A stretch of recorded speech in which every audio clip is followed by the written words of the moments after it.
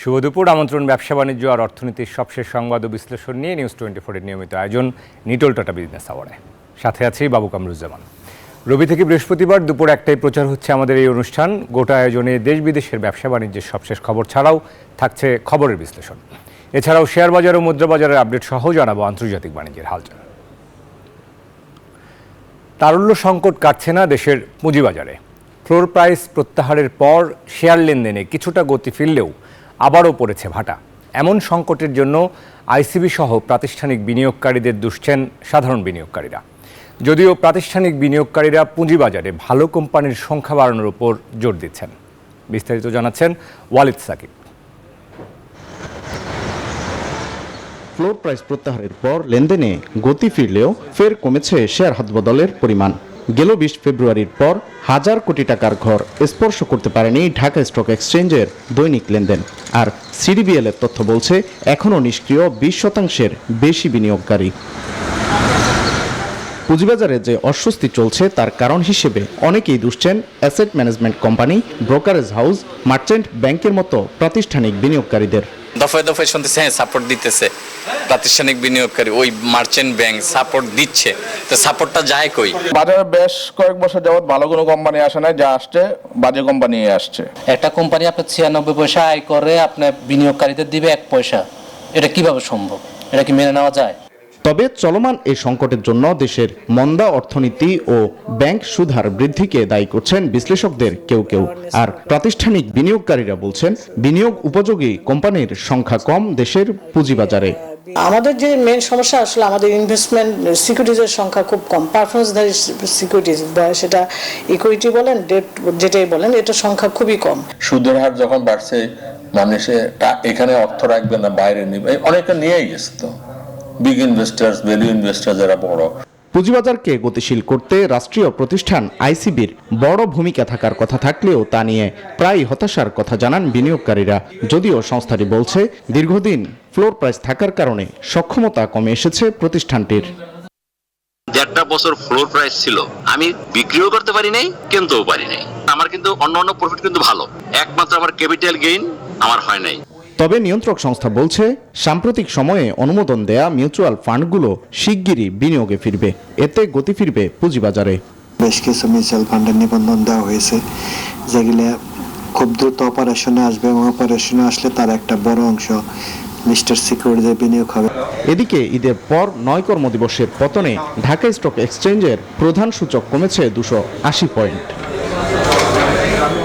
Walid Shakib, news 24, Dhaka. দর্শক, এবারে পুঁজিবাজারের শেষ কর্মদিবসের সবশেষ পরিস্থিতি এই মুহূর্তে দেখে নেব। আমরা জানি যে ঈদের পর আসলে সূচক কমছিল, গত 2-1 দিন ধরে যদিও আবার বাড়ছে। আজকে সবগুলো সূচকের ঊর্ধ্বমুখী ধারা। এই মুহূর্তের সবশেষ পরিস্থিতি দেখে নেব ঢাকা স্টক এক্সচেঞ্জের ওয়েবসাইট থেকে। আজকের বাজার পরিস্থিতি যদি সংক্ষেপে বলা যায়, সেক্ষেত্রে দেখা যাচ্ছে যে প্রধান সূচক ডিএসইএক্স বেলা 1টা পর্যন্ত কিন্তু 28 পয়েন্ট বেড়েছে। 28 পয়েন্ট বেড়ে 5613 পয়েন্টে অবস্থান করছে এবং সরিয়া সূচক সেটিও প্রায় 4 পয়েন্ট বেড়েছে, 4 পয়েন্ট বেড়ে 1231 পয়েন্ট অবস্থান করছে। আর বাছাই করা কোম্পানি নিয়ে গঠিত যে সূচক সেটিও 10 পয়েন্টের কিছু বেশি বেড়েছে, 10 পয়েন্ট বেড়ে অবস্থান করছে 2006 পয়েন্টে। এবং লেনদেনের যে গতি সেখানে এখন পর্যন্ত 450 কোটি টাকা ছাড়িয়েছে, 453 কোটি টাকার কিছু বেশি লেনদেন এখন পর্যন্ত হয়েছে। এবং হাতবদল হওয়া শেয়ার মিউচুয়াল ফান্ড ইউনিটের মধ্যে 201টি প্রতিষ্ঠানের দর বেড়েছে, 131টির দর কমেছে এবং অপরিবর্তিত রয়েছে 60টি শেয়ার ও মিউচুয়াল ফান্ড ইউনিটের দর। তো মোটা দাগে আজকে সূচকের ঊর্ধ্বমুখী ধারা দেখা যাচ্ছে। এই হলো পুঁজিবাজার পরিস্থিতি। আমরা আজকে সংবাদ বিশ্লেষণে আমাদের সঙ্গে দুজন অতিথি রয়েছেন, আমরা তাদেরকে স্বাগত জানাতে চাই। দর্শক, আমরা সংবাদ বিশ্লেষণে ফিরতে চাই। সংবাদ বিশ্লেষণে আজকে আমরা আলোচনা করতে চাই পুঁজিবাজার নিয়ে এবং পুঁজিবাজারের আস্থা সংকটে পুঁজিবাজার, এই শিরোনামে আমরা আলোচনা করব। এবং সার্বিক পুঁজিবাজার আসলে ভালো কোম্পানির শেয়ার দরও কেন কমছে এবং বিনিয়োগকারীদের মধ্যে কেন এই অনাস্থা, কেন বাজার এরকম কখনো কখনো টালমাটাল হয়ে যাচ্ছে, এসব বিষয় নিয়ে কথা বলতে আজকে দুজন অতিথি আমাদের সঙ্গে যুক্ত হচ্ছেন। আমাদের সঙ্গে অধ্যাপক আলামিন যুক্ত হচ্ছেন, সহযোগী অধ্যাপক হিসাব বিজ্ঞান বিভাগ, ঢাকা বিশ্ববিদ্যালয়, একজন পুঁজিবাজার বিশ্লেষক। একই সঙ্গে একজন পুঁজিবাজার বিষয়ে দীর্ঘদিন ধরে সাংবাদিকতা করছেন, senior reporter the Daily Star, Ahsan Habib Rasel. দুজনকে স্বাগত জানাতে চাই। আহসান হাবিব রাসেল এবং অধ্যাপক আলামিন, দুজনকে স্বাগত জানাচ্ছি নিটোল টাটা বিজনেস আওয়ার্ডে। শুরুতেই অধ্যাপক আলামিন আপনার কাছে আসতে চাই। আমরা একটা রিপোর্ট দেখছিলাম শুরুতেই, যেখানে আইসিবির বক্তব্য শুনছিলাম, বিএসএসির বক্তব্য শুনছিলাম। সব মিলে আমরা ঈদের পর দেখছি যে বাজারের পরিস্থিতি ঈদের আগ মুহূর্তেও আমরা দেখছিলাম বাজার আসলে খুব ভালো আচরণ করছিল না। তো বাজার নিয়ে আসলে অনেক কথা হচ্ছে, অনেক রকম আলোচনা হচ্ছে, অনেক রকম পরিকল্পনা হচ্ছে। আমরা জানি নতুন নেতৃত্ব আবারও এসেছে, একই নেতৃত্বের যদিও পুনরাবৃত্তি হয়েছে। সার্বিকভাবে বাজারটাকে এই আপনার পর্যবেক্ষণ কি বলছে যে এখন আসলে বাজার কি ধরনের সংকটে ভুগছে? আমরা দেখছি যে ভালো কোম্পানির শেয়ারের দামও আসলে কমে যাচ্ছে। অধ্যাপক আলামিন। আপনাকে ধন্যবাদ। আসলে আমরা যেটা বাজার নিয়ে সবসময় বলে থাকি, বাজারে আস্থা সংকট যতটা তার চেয়ে বেশি কিন্তু হচ্ছে যে যারা পার্টিসিপেট করবে তাদের সদিচ্ছা। কারণ আপনি বাজারটাকে আমরা যখনই দেখছিলাম যে আমাদের পুঁজিবাজারের মধ্যে এক ধরনের গুজব চারদিকে ছড়িয়ে দেওয়া হয়, কারণ আমাদের যে নতুন চেয়ারম্যান ওনার যে পুনঃনিয়োগের ব্যাপারটা, ওনার এই নিয়োগকালীন আগের টাইমটা কোনো একটা গোষ্ঠী বাজারটাকে বেশি পরিমাণে সেল প্রেসার দিয়ে একটা গুজব দিয়ে দিয়েছে যে ওনার যেহেতু এখনো প্রজ্ঞাপন হয়নি, যদিও যথার্থ টাইম ছিল, বাট ওইটা কেন্দ্রিক কিন্তু বাজারটাকে একটা খারাপ অবস্থার দিকে নিয়ে গেছিল। এটা হচ্ছে একটা ঘটনা। আরেকটা বিষয় হচ্ছে আপনি কিছু কিছু সিলেক্টেড স্টক নিয়ে কিন্তু বাজার সবসময় মুভমেন্ট হয়। ওভারঅল বাজারকে নিয়ে যে সার্বিক বাজারের গতি অনুযায়ী, বিনিয়োগ শিক্ষা অনুযায়ী বাজারটাকে একটা জায়গায় নিয়ে যাব, সেই ইচ্ছাও কিন্তু কারণ নাই। তারা কি করে সারা বছর একটা দুইটা পাঁচটা সাতটা স্ক্রিপ্ট নিয়ে তারা কিন্তু বিভিন্ন রকমের ইনসাইড ইনফরমেশনের মাধ্যমে তারা ট্রেড করে, যেটাকে আমরা সিরিয়াল ট্রেডিং বলি। এটার দিকে তাদের ফোকাসটা থাকে এবং এটাতে তারা সাকসেসফুলি কাজ করতে পারে বলেই যে কাজটা হয়, তারা কিন্তু সামগ্রিক বাজার নিয়ে ভাবে না। আবার আরেকটা দিক হচ্ছে আমাদের যে অ্যাসেট ম্যানেজমেন্ট কোম্পানিগুলো, তাদের যে ডিসক্রিশনারি অ্যাকাউন্ট গুলো আছে, তাদের কাছে হিউজ ফান্ড আন্ডার ম্যানেজমেন্ট থাকে, যেটা তাদের ডিসক্রিশনে। এখানে তারা একটা হিউজ পরিমাণে কনসালটেন্সি ফি বা যেটাকে ম্যানেজমেন্ট ফি বলা হয়, এবং ওই ফিটা তারা এমন পরিমাণে পায়, ধরেন আপনি যদি কেউ 1000 কোটি টাকার ফান্ড ম্যানেজ করে, সেখানে তার 2% যদি হয় তাহলে তার সেখানে হচ্ছে আপনার 20 কোটি টাকা। তাহলে একটা 20 কোটি টাকা তো একটা কোম্পানি চালাতে এত টাকা মানে তার লাগে না। তাহলে এক বছরে তার যে আর্নিংসটা আসার ওই ম্যানেজমেন্ট ফির মাধ্যমে কিন্তু সেই টাকাটা পেয়ে যায় বলে, আইপিওর মাধ্যমে তারা সুবিধা পায় বলে, এই বিবিধ সুবিধার কারণে এই প্রাতিষ্ঠানিক বিনিয়োগকারী একটা গ্রুপ, তারা কিন্তু ইন্ডিভিজুয়ালি বাজারটা যে তুলতে হবে বা বাজারটা আস্থা তৈরি করতে হবে, সকল বিনিয়োগকারীর জন্য একটা ভালো প্ল্যাটফর্ম রাখতে হবে, সেদিকে কখনো ফোকাস করে না। আমরা অনেকেই বলছি যে ভালো শেয়ারের সাপ্লাই নেই, বা যেসব ভালো শেয়ার আছে সেখানেও তো কোনো ডিমান্ড আমরা দেখছি না।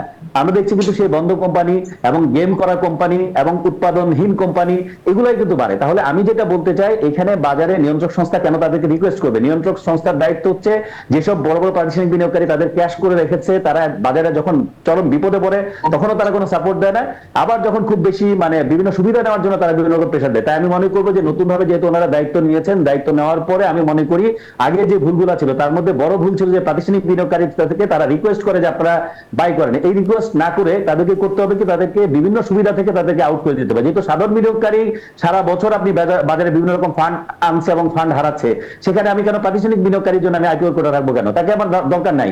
এবং ইলিজিবল কোটার নামে তারা যেভাবে প্রাইসিং করে বুক বিল্ডিং এ, এই প্রাইস গুলো কিন্তু একটা জাস্টিফাইড না। তারা যে প্রাইস করে সেই প্রাইসটা দেখা যায় বাজারে ট্রেড হওয়ার সাথে সাথেই সেই প্রাইসটা থাকে না। তাহলে এই যে প্রাইসিংটা তারা কিছু ভিত্তিতে করলো, তারা তো প্রফিট অ্যান্ড ভ্যালুয়েশনের মাধ্যমে প্রাইসিংটা করেছে, বুক বিল্ডিং এর যে প্রাইস। জি, অধ্যাপক আলামিন, আমরা আপনার কথাগুলো শুনতে পাচ্ছিলাম, কিন্তু হুট করেই যান্ত্রিক কারণে আপনাকে এই মুহূর্তে শুনতে পাচ্ছি না। আমরা আবারও শুনতে পাবো নিশ্চয়ই। আপনি অনেকগুলো বিষয় তুলে ধরেছেন। আমরা আহসান হাবিবের কাছে এই পর্যায়ে একটু শুনি। আহসান হাবিব, আপনার কাছে আসলে পুঁজিবাজার বিষয়ে আপনি নিয়মিত লিখছেন, আপনার কাছে এই মুহূর্তের যে বাজারের আচরণ, কোন বিষয়গুলোকে একটু অসঙ্গতিপূর্ণ মনে হচ্ছে? আসলে কামরুজ্জামান বাবু, আপনাকে ধন্যবাদ। আসলে আমাদের বাজারের অসঙ্গতি যদি বলি, আমি সবচেয়ে বড় অসঙ্গতি যেটি আমি বলবো সেটি হচ্ছে যে আমাদের বাজারের যে কোম্পানিগুলো সবচেয়ে ভালো কোম্পানি, সবসময় দীর্ঘ সময় ধরে ভালো ডিভিডেন্ড দিচ্ছে বা ভালো কোম্পানি হিসেবে মানুষের কাছে পরিচিত, এই কোম্পানিগুলির শেয়ারের দাম কিন্তু অনবরত কমছে। এবং আপনি যদি বলেন যে এই কোম্পানিগুলির দাম কেন কমছে, এর পেছনে বা এই যে দামগুলো কমে যাচ্ছে, এরপরও ভালো যারা বড় বিনিয়োগকারী রয়েছেন বা প্রাতিষ্ঠানিক বিনিয়োগকারী রয়েছেন, তারা কেন কিনছেন না এই কোম্পানিগুলো? তার পেছনে অনেক কারণ রয়েছে। আপনি জানেন ট্রেজারি বন্ডের রেট ভালো, বা ফরেন ইনভেস্টরদের পক্ষ থেকে বড় ধরনের সেল প্রেসার রয়েছে, এই কারণে এই শেয়ারগুলির দাম কমে যাচ্ছে। এছাড়াও আরো অসঙ্গতি রয়েছে বাজারে। আপনি জানেন যে বাজার বেশ কিছুদিন ধরেই বাজারটা একটা খারাপ সময়ের মধ্য দিয়ে যাচ্ছে। আমাদের এই মুহূর্তে যে ইন্ডেক্স যেরকম বিহেভ করছে, তাতে করে আসলে ভালো কোম্পানির শেয়ারগুলির দাম এত কমে যাওয়ার পরও এই শেয়ারগুলি কেন কিনছেন না, এটা একটা বড় ধরনের অসঙ্গতি পাবো। নিশ্চয়ই। আহসান হাবিব, এই যে ভালো কোম্পানির শেয়ারের দর কমে যাওয়া, বিনিয়োগকারীরা তো আসলে আস্থা রাখবেন ভালো কোম্পানির উপরই। আমরা বারবার বলছি ভালো কোম্পানি বাজারে আসুক, সেক্ষেত্রে আসলে সেটি বা কেন হচ্ছে?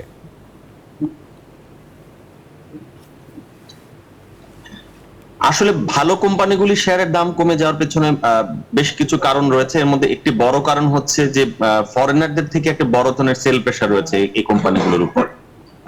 ফরেনারদের থেকে সেল প্রেশারের একটা বড় কারণ আপনি জানেন যে আমাদের ডলারের বিপরীতে যে টাকার মান যে কমেছে, এটার কারণে তাদের মধ্যে একটা সেল প্রেশার ছিল। এবং আরেকটি বড় কারণ ফ্লোর প্রাইসের কারণে তাদের একটা দীর্ঘ সময় ধরে তারা কোনো শেয়ার সেল করতে পারেনি। এই যে পেন্ডিং সেলিং ডিমান্ড, এটা কিন্তু এখন তারা আসলে সেল করে যাচ্ছে। আর ফরেনাররা যখন দেখে যে কোনো একটা শেয়ার দীর্ঘদিন ধরে আমি বিক্রি করতে পারবো না, এই ধরনের পরিস্থিতি কোনো বাজারে হয়, তখন কিন্তু তারা এই ধরনের বাজারে আসলে থাকতেই চান না। যদি কোম্পানির শেয়ার ভালো করবে এরকম সম্ভাবনাও থাকে, তারপরে তারা থাকতে চান না। তো এই যে ফ্লোর প্রাইসের মতন একটি ভুল নীতি বিএসইসির পক্ষ থেকে দেয়া হয়েছিল, এই কারণে কিন্তু আসলে ফরেনার এবং আমাদের লোকাল যারা বড় ইনভেস্টর রয়েছে তাদের মধ্যেও কিন্তু এই শেয়ারগুলো আসলে বিক্রি করার প্রবণতা রয়েছে। আর সাধারণ বিনিয়োগকারীদের মধ্যে আমি অনেকের সাথে কথা বলেছি, তারা বলছেন যে আসলে তারা বড় বা ভালো কোম্পানির চেয়ে খারাপ কোম্পানির দিকেই বেশি ছোটেন। কারণ হলো খারাপ কোম্পানিগুলির শেয়ারের দাম কিন্তু আপনি জানেন বাজারে সব সময় বাড়তে থাকে, সেই তুলনায় ভালো কোম্পানির শেয়ারগুলির দাম কিন্তু আসলে বাড়ে না। সেই কারণে সাধারণ বিনিয়োগকারী যারা রয়েছেন তাদের কিন্তু আগ্রহের শীর্ষে থাকে আসলে খারাপ কোম্পানিগুলো। কোথায় গুজব রয়েছে, কোথায় ম্যানিপুলেশন হবে, তারা কিন্তু এই ধরনের শেয়ারগুলি খোঁজেন। এটি কিন্তু একটি ভালো বাজারের জন্য কোনোভাবেই শুভ লক্ষণ নয়, এটি বাজারের জন্য দীর্ঘমেয়াদী এটি খারাপ লক্ষণ। জি আহসান হাবিব, আমরা বুঝতে পেরেছি কেন আসলে আপনি যে ব্যাখ্যাগুলো করছিলেন, কেন আসলে ভালো কোম্পানির শেয়ার দর কমছে। আমরা অধ্যাপক আলামিনের কাছে আবার আসতে চাই। অধ্যাপক আলামিন, এই যে আহসান হাবিব যে কথা বলছিলেন, আপনার কাছে কি মনে হয় কিনা যে এই যে ভালো কোম্পানির শেয়ার দর কমে যাওয়া, এটা থেকে আমরা আসলে কিভাবে বেরিয়ে আসতে পারি? ভালো কোম্পানিগুলোকে, ভালো মৌলভিত্তির কোম্পানিকে তো আমাদের ভালো রাখতে হবে, সেটি আসলে কিভাবে হতে পারে? দেখুন, আহসান হাবিব যথার্থই বলেছেন, বিষয়গুলো আসলেই তাই। এখন প্রাতিষ্ঠানিক বিনিয়োগকারী বা যারা মেকার, তারা যে কাজটা করে, তারা দেখে যে একটা ব্যাংক বা ভালো একটা কোম্পানিতে আমি যখন ফান্ড ইনজেক্ট করব, তখন যে পরিমাণ আমার এটাকে প্রাইসিং করতে গেলে, কারণ সবাই কিন্তু ক্যাপিটাল গেইনের জন্য না দিয়ে এগুলোকে প্রাইসিং করে, শেয়ারগুলোকে তারা ইনভেস্টমেন্ট হিসেবে না নিয়ে শেয়ারটাকে তারা ব্যবসা হিসেবে নেয়। তাহলে এই যে কাজগুলো করে, তখন তারা চিন্তা করে যে আমি অল্প একটু ফান্ড দিলে একটা লো পেড আপ বা একটা জাং বা কিছু গুজব আমি তৈরি করে যত অল্প টাকা ইনভেস্টমেন্টে বেশি টাকা বানাতে পারবো, আমি যদি এই টাকাটা একটা ভালো কোম্পানিতে দেই তাহলে দিনের পর দিন আমার বসে থাকতে হবে। সেই কারণে কিন্তু তারা আলটিমেটলি যায় কিন্তু ওই সব সিলেক্টেড কিছু খারাপ কোম্পানি। আর আপনি দেখবেন বেশ কিছু স্পন্সর আমাদের দেশে, ধরেন করে একটা সেবা খাতের কোম্পানি 45 টাকা থেকে ধরেন 328 টাকায় নিয়ে গেছে, এইটা দেখে অন্য বড় বড় স্পন্সররা মনে করে যে ওরা যদি এই নেয় তাহলে আমরা কেন বসে থাকবো, তারাও তখন এই ধরনের কাজগুলোর মধ্যে চলে আসে। তাহলে যারা বাজারটাকে স্টেবল করবে, বড় মেকার বা তার সাথে যারা পার্টিসিপেট করবে যে প্রাতিষ্ঠানিক বিনিয়োগকারী, তারা কিন্তু একাকার হয়ে যায়। এখানে যদি এমন হতো যে হ্যাঁ, মেকাররা মেকারদের মতো ইচ্ছা মতো কাজ করুক, বাট আমি প্রাতিষ্ঠানিক জায়গা থেকে ফান্ডামেন্টালের বাইরে যাবো না, ভালো শেয়ারকে আমরা নার্চার করবো, তাহলে অত কিন্তু জনগণ দেখবে যে আমার ইকুইটি যদি একটা প্রোটেকশন আছে, ভালো একটা ডিক্লারেশন যদি আসে, তখন আমি একটা ভালো গেইন পেতে পারি, তখন কিন্তু একটা বিনিয়োগ মানসিকতা গড়ে উঠতো। বাট তখন দেখা যায় আমাদের দেশে বাজারে মেকাররা এবং স্পন্সররা এবং তার সাথে প্রাতিষ্ঠানিক বিনিয়োগকারী সবাই একাকার হয়ে, ধরেন আপনি একটা কোম্পানি আমি যদি বলি যে খাদ্য খাতের কোম্পানি 29 টাকা 50 পয়সা দাম ছিল এই জানুয়ারির 28 তারিখে, এই অল্প কয়েকদিনে শেয়ার আজকে 83 টাকা।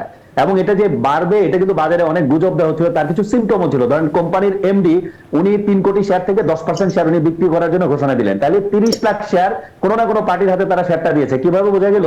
কারণ উনি যদি জানতেন এই কোম্পানি এত প্রসপেক্টিভ, এত গ্রোথ হবে, তাহলে তো উনি এই শেয়ার কয়দিন আগে বিক্রি করে না। তাহলে এই শেয়ারটা যার হাতে দিল, তারা ওই ধরনের তথ্য যে ধরেন সবসময় বোর্ড মিটিং এর তারিখ হচ্ছে এই যে সবাই এখন দিচ্ছে, এই যে থার্ড কোয়ার্টারের, এটা হচ্ছে আপনার এই 30 তারিখ, তারা করলো কি 15 তারিখে বোর্ড মিটিং দিয়ে দিল। তার মানে ঈদের পরপরই যেখানে মানুষের অফিস টফিস খোলার কথা না, তার মানে এগুলো তার আগে থেকে সেট করা ছিল, এটা একটা সেট গেম ছিল। এবং এইভাবে যখন দেখা যায় একটা কোম্পানিকে এভাবে প্রাইসিং করা যায়, তখন মানুষ চিন্তা করবে আমি কেন ইনভেস্টমেন্ট করে দিনের পর দিন বসে থাকবো, বরঞ্চ আমি গেম সেট করি কিভাবে। জি, বাজারটাকে যে আপনি একটা জায়গায় নিয়ে দাঁড় করাবেন, তার জন্য যে প্রাতিষ্ঠানিক সাপোর্ট, সেইটা কিন্তু আমাদের নাই। এবং এই জায়গাটায় যতদিন না পর্যন্ত আপনি তাদেরকে বাধ্য করতে পারবেন, তাদেরকে সুবিধাগুলো বন্ধ করে দেন, তারা বাধ্য হবে তাদের চলার জন্য ব্যবস্থা করতে, তাহলে দেখবেন অটোমেটিক্যালি বাজারে একটা গতিশীলতা আসবে। কিন্তু আমরা এখন যে ব্যবস্থায় যাচ্ছি, তাতে আপনি যত কথাই বলেন ভালো কোম্পানি আনলেও এই বাজারের চরিত্র বদলাবে না। কারণ এখানে যারা মানি মেক করে অল্প সময়ে নিজেদেরকে একটা জায়গায় নিয়ে গিয়েছে, সে তো চাইবে না যে আমি দিনের পর দিন পড়ে থাকি, কারণ আমার টার্গেট হচ্ছে টাকা বানানো, টাকা তারা ডাইভার্ট করে অন্যদিকে নিয়ে যায়, ক্ষুদ্র ক্ষুদ্র বিনিয়োগকারী ফান্ড বাজারে এনে দেয়, তারা সুন্দর করে নিয়ে বাজার থেকে বাইরে টাকা নিয়ে চলে যায়। এইভাবে তো একটা দেশে পুঁজি বাজার কখনোই সাস্টেনেবল হবে না। তো সাস্টেনেবল করতে গেলে আগে যে ভুলগুলো ছিল সেগুলো থেকে শুধরে নিয়ে বাজারটাকে গতিশীল করতে গেলে ওই অ্যাসেট ম্যানেজমেন্ট কোম্পানি বলেন, যারা ইনস্টিটিউশনাল ইনভেস্টর, তাদেরকে জবাবদিহিতার আওতায় নিয়ে আসতে হবে। আপনি যদি এখনো তাদেরকে কোড দেখা যায়, প্রচুর কোড দেখবেন তারা সেল করে বসে আছে, তারা বসে আছে আরো একটা বড় পতন হলে তারা কিনবে। তাহলে বাজার, আপনি বললেন ফ্লোর তুলে দেন, বাজার আমরা সাপোর্ট দিব, তো সাপোর্টের নামে 17 কোটি টাকার ভলিউম আপনি করলেন, এরপর 500 কোটি নিচে নামায় নিয়ে আসছেন, তাহলে আপনার সাপোর্টটা কোথায়? তাহলে এই যে জিনিসগুলো শর্ট টার্ম আপনার প্রফিট মোটিভ, এগুলো যে আপনি প্রফিট করছেন ঠিক আছে, আপনি না হয় 6 মাস বসে থাকবেন, কিন্তু যারা ওইখানে আপনার পার্টিসিপেট করে ফান্ড আটকে আছে, জি রেট বেড়েছে, অনেক চিন্তা করবো আমরা এখন ওইদিকে তাহলে চলে যাবো, এখানে আর না থাকি, এই অবস্থাটার মধ্যে চলে গিয়েছে। জি, অধ্যাপক আলামিন, অনেক ধন্যবাদ। অনেকগুলো বিষয় উঠে এসছে। আমরা হাসান হাবিব আপনার কাছে একটু জানতে চাইবো যে আমাদের বাজেটটা নিয়ে কি তার মানে বছরব্যাপী কোনো না কোনো পক্ষ কোনো না কোনোভাবে কোনো না কোনো মহল কারসাজির চেষ্টাই চালিয়ে যান এবং বাজারের এক ধরনের কারসাজি সবসময় চলমান থাকে, এরকম কিনা আপনার রিপোর্ট করতে গিয়ে কি মনে হয়? বাবু, আমি শেয়ার বাজারে রিপোর্টিং করি প্রায় 14 বছর ধরে। আমি 14 বছর ধরেই একই ক্যাটাগরি একই রকম দেখে যাচ্ছি যে প্রত্যেকটা সময় আমাদের বাজারে আসলে গুজব ভিত্তিক বা কারসাজি ভিত্তিক আসলে লেনদেন হয়। আমাদের বাজারের টপ যে চার্ট হয়, মানে দাম বাড়ার শীর্ষে বা লেনদেনের শীর্ষে, এর বড় অংশই থাকে আসলে এই কারসাজি ভিত্তিক। এখানে আসলে সুশাসন বলে কিছু নাই। আপনি জানেন যে, তাহলে আপনি বলবেন যে তাহলে এই বিএসসিসি কি করছে, যে বছরের পর বছর ধরে যে কারসাজি চলছে, বিএসসিসির কাজ ছিল বা বিএসসিসির দায়িত্ব ছিল এখানে যখন একটি দুটি বা তিনটি চারটি পাঁচটি যখন ধরা পড়ে ম্যানিপুলেশন, তখন তাদেরকে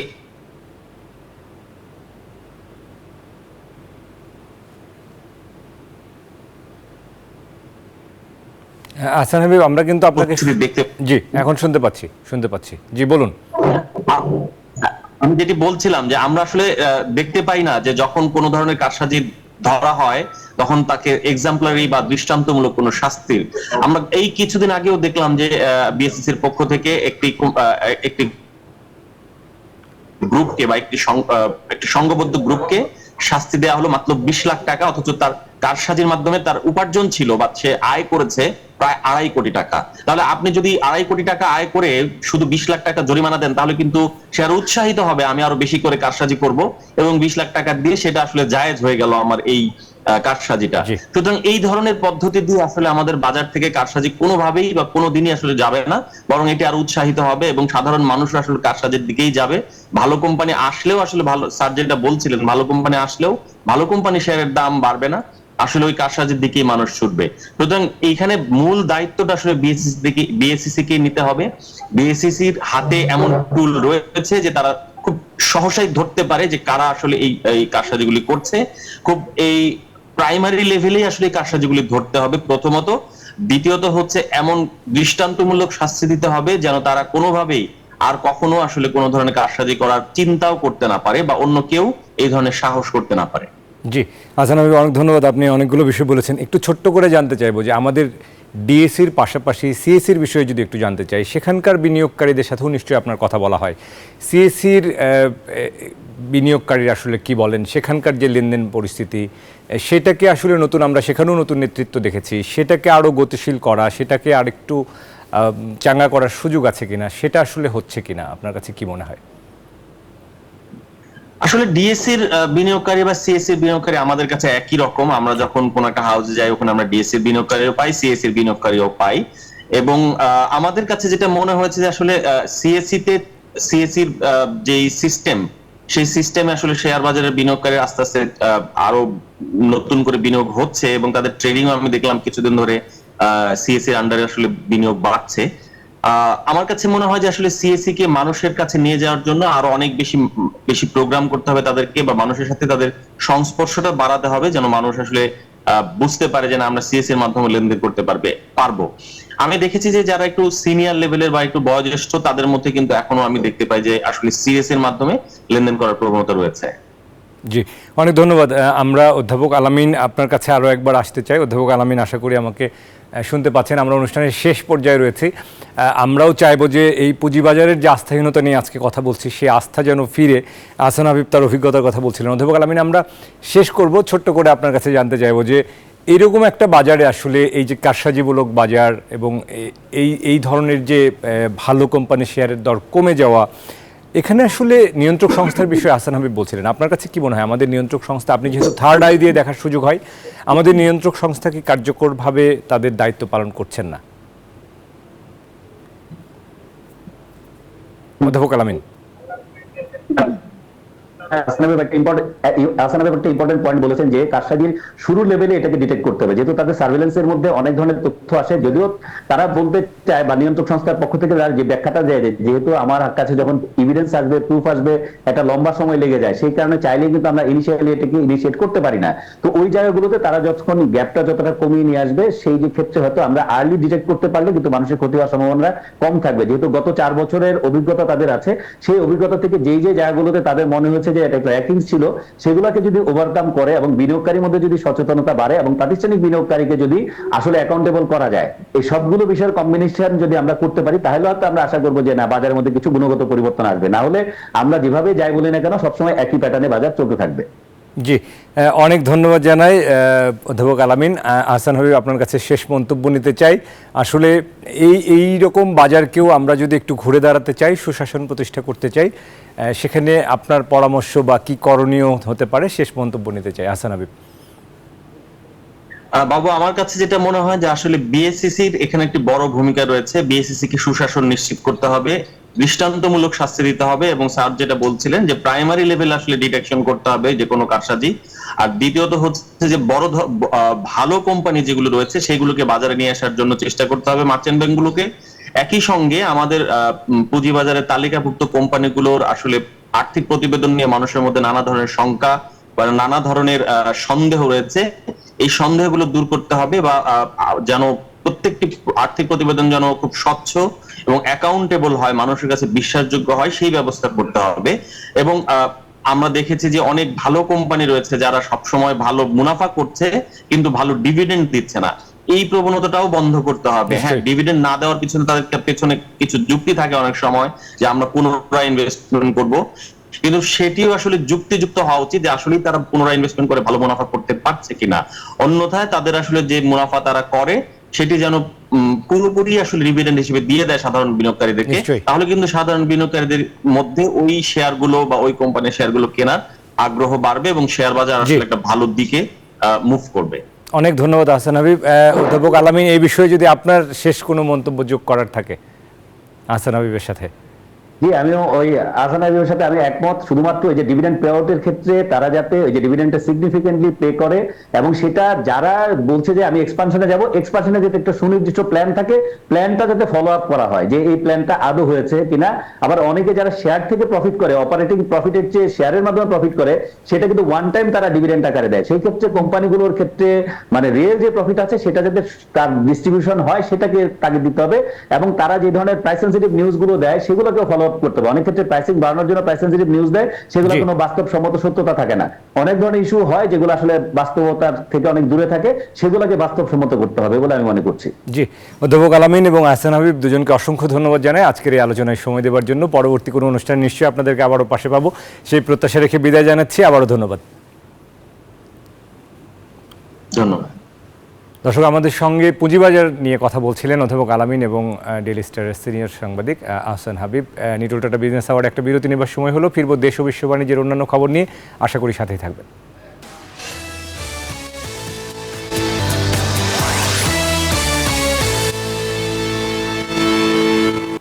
দর্শক, বিরতির পর আবারও স্বাগত নিটল টাটা বিজনেস আওয়ার্ডে। সাথে আছি বাবু কামরুজ্জামান। এবার জানাবো স্বর্ণ, মুদ্রা এবং রূপার বাজারের আপডেট, পাশাপাশি মুদ্রা বাজার পরিস্থিতি। শুরুতেই মুদ্রা বাজার দেখে নেব। প্রধান মুদ্রার বিনিময় মূল্য আজকে সোনালী ব্যাংকের সূত্র ধরে আপনাদেরকে যদি জানাই যে প্রধান প্রভাবশালী মুদ্রা মার্কিন ডলার এই মুহূর্তে আজকের দিনে 114 টাকায় সোনালী ব্যাংকে কেনা হচ্ছে, 115 টাকায় বিক্রি করা হচ্ছে। যদিও খোলা বাজারে সেটি আরও বেশি। ইউরো 125 টাকায় কেনা হচ্ছে, 131 টাকায় বিক্রি হচ্ছে। পাউন্ড 143 টাকায় কেনা হচ্ছে, 147 টাকায় বিক্রি হচ্ছে। চীনা ইউয়ান রয়েছে, 14 টাকায় কেনা হচ্ছে, 17 টাকায় বিক্রি হচ্ছে। সৌদি রিয়াল 27 টাকায় কেনা হচ্ছে, 31 টাকা 10 পয়সা বিক্রি করা হচ্ছে। ভারতীয় রুপি রয়েছে 1 টাকা 38 পয়সা ক্রয় মূল্য, বিক্রি মূল্য 1 টাকা 45 পয়সা। এবারে স্বর্ণের দাম বাংলাদেশ জুয়েলার্স অ্যাসোসিয়েশন নিয়মিত আন্তর্জাতিক বাজারের সাথে সমন্বয় রেখে হালনাগাদ করে থাকেন। 22 ক্যারেটের সব থেকে ভালো মানের যে স্বর্ণ রয়েছে সেটির ভরি এখন কিছুটা কমে এসছে। 1,18,000 উঠেছিল আমরা জানি, এখন 1,11,000 টাকা প্রতি ভরি। 21 ক্যারেটের যে স্বর্ণ রয়েছে সেটি 1,06,000 টাকা প্রতি ভরি। 18 ক্যারেটের স্বর্ণের দাম পড়বে 90,863 টাকা প্রতি ভরি। সনাতন স্বর্ণের দাম পড়বে 75,559 টাকা প্রতি ভরি। পাশে গ্রাম প্রতি দাম দেখানো আছে, 1 ভরি সমান 11.664 গ্রাম হিসেবে। এবারে রূপার দাম অপরিবর্তিত রয়েছে অনেকদিন ধরেই। 22 ক্যারেটের সব থেকে ভালো মানের রূপা 2,098 টাকা প্রতি ভরি। 21 ক্যারেটের রূপা 2,005 টাকা। 18 ক্যারেটের রূপার দাম পড়বে 1,714 টাকা এবং সনাতন রূপা কিনতে হলে আপনাকে খরচ করতে হবে 1,282 টাকা। দর্শক, এই ছিল আমাদের কাছে স্বর্ণ মুদ্রা এবং রূপার বাজারের আপডেট, সবশেষ দরদাম। নিটল টাটা বিজনেস আওয়ারে আরও একটা বিরতি নিব, ফিরব দেশ ও বিশ্ব বাণিজ্যের খবর নিয়ে। আশা করি সাথে থাকবেন।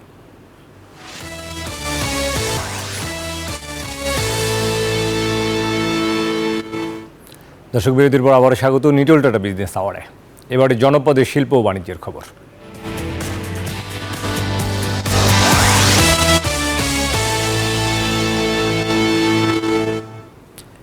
যে ফসলের গাছ পাতা সবুজ ও রসযুক্ত থাকার কথা, তীব্র তাপে তা আগুনে পোড়ার মতো শুকিয়ে খড়খড়ে হয়ে গেছে বিবর্ণ। কুষ্টিয়ায় পদ্মা নদীর বালুচরে পুড়ে গেছে চীনাবাদাম, তিল ও মাসকালাই সহ সকল ফসল। আর বেশিরভাগ জায়গা জুড়েই গজায়নি ফসলের চারা। টানা তাপ প্রবাহে এত বড় ক্ষতি আগে কখনো দেখেননি চরাঞ্চলের বয়স্ক কৃষকরাও। জাহিদুজ্জামানের প্রতিবেদনে দেখুন বিস্তারিত। ক্যামেরায় ছিলেন মেহেদি হাসান। ফসলের গাছ পাতা রোদে পুড়ে হয়েছে পোড়ানো তামাক পাতার মতো, হাতের মুঠোয় চাপ দিলে গুঁড়ো গুঁড়ো হয়ে যাচ্ছে। এই অবস্থা কুষ্টিয়া অঞ্চলে পদ্মা নদীর সকল চরের। এসব চরে প্রায় 1,500 হেক্টর জমিতে শুষ্ক মৌসুমে শুকনো ফসলের চাষ হয়। টানা তাপপ্রবাহে তীব্র রোদে একেবারে আগুনে পুড়ার মতো পুড়েছে কৃষকের বাদামের ক্ষেত। শুধু বাদাম নয়, কৃষকের পুড়েছে কলা, তিল, কালাই সহ নানা রকমের ক্ষেত। কৃষকরা বলছেন এরকম বিপর্যয় তারা এর আগে দেখেনি। আমার তিল পুরি আমার শেষ ক্ষতি হয়ে গেছে, বাদাম পুরি ক্ষতি হয়ে গেছে, আউশ ধান পুড়েছি সে সব বাবু আমার ক্ষতি হয়ে গেছে। কলা পুড়ে গেছে, বাদাম পুড়ে গেছে, এরকম জলি ধান ছিল অনেকগুলো এরকম নষ্ট হয়ে গেছে। এইরকম বৃষ্টি হবে না, এরকম মধ্যে তো একটা বৃষ্টি হতে ঠাসা, তাহলে যাচ্ছে এতটা ক্ষতি হচ্ছে না।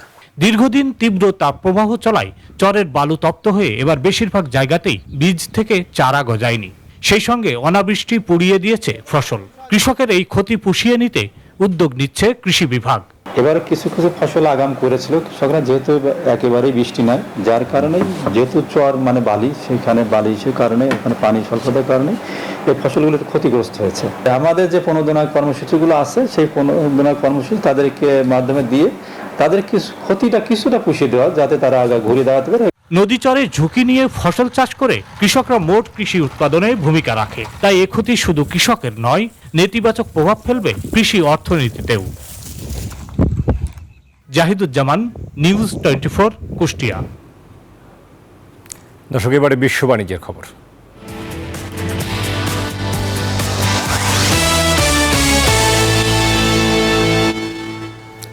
বৈশ্বিক অর্থনীতির জন্য সংকট হিসেবে মূল্যস্ফীতি, উচ্চ সুদহার ও ভোক্তা ব্যয় বৃদ্ধি দেখা গেছে। এসব সংকট মোকাবেলায় যুক্তরাষ্ট্র ও ইউরোপ হিমশিম খেলেও তুলনামূলকভাবে এশিয়ার প্রধান অর্থনৈতিক শক্তিগুলো ভালোভাবে সামাল দিচ্ছে পরিস্থিতি। এর কারণ হিসেবে আন্তর্জাতিক মুদ্রা তহবিল বলছে, এসব দেশে মার্কিন ফেডারেল রিজার্ভ ব্যাংকের নীতির দিকে না তাকিয়ে স্বাধীনভাবে নীতি গ্রহণ করা হয়েছে। ফলে ভালো অবস্থানে রয়েছে এশিয়ার কেন্দ্রীয় ব্যাংকগুলো। এশিয়ার দেশগুলোতে বর্তমানে মূল্যস্ফীতির হার তুলনামূলক কম। আইএমএফের পূর্বাভাস অনুযায়ী এই অঞ্চলের প্রবৃদ্ধি 2023 সালের 5% থেকে কমে চলতি বছর 4.5 এবং 2025 সালে 4.3% হবে।